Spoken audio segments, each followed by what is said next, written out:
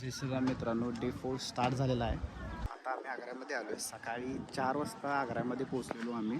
आता चाललो आहे लाल किल्ला आणि ताजमहाल बघायला. आता आम्ही लाल किल्ल्याला चाललो आहे इथं आग्र्यावर. रिक्षावाले दादा भेटले तिथं. ऐक भैया, चलो. मम्मी बाबा बसलेत पाठीमाग. हात करा बाप्पा. चालेल काय? मम्मी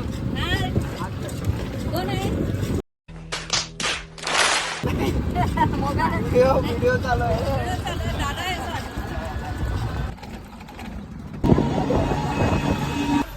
आता आपण लाल किल्ल्याला आलोय आग्र्याच्या.